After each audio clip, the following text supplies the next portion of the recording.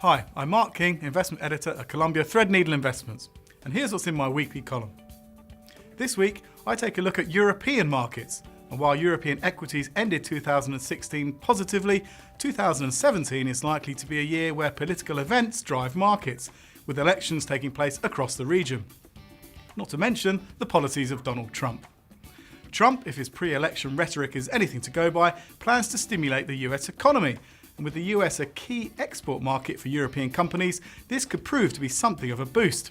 Yet the president's protectionist agenda and previous pronouncements on trade tariffs could yet hinder European exports to the region. So while the Stoxx 600 index of European companies has barely moved since the start of the year, it's unlikely this will be the case for much longer. Also this week, I take a look at inflation in the UK. The headline rate of annual inflation, as measured by the Consumer Prices Index, reached 1.6% in December 2016. That's the highest rate for around 2.5 years. The CPI is a measure of inflation that shows, over time, the change in price of a basket of over 700 consumer goods and services purchased by households.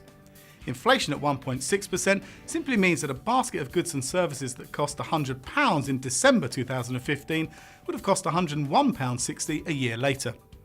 But what does inflation at 1.6% mean for savers and investors?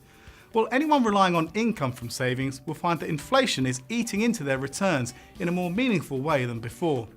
In fact, there are very few accounts to choose from that will now match or beat inflation.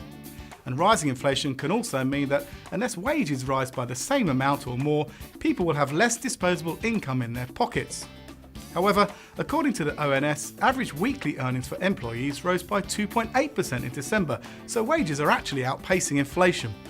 Of course, those on a pension income that doesn't rise in line with inflation will be hit by any increase in the cost of living.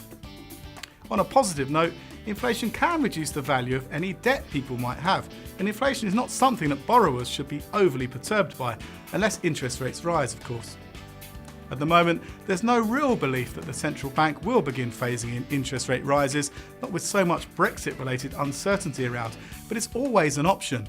This means mortgages are cheap at the same time as inflation is eroding debt, a good scenario for homeowners. See you next week.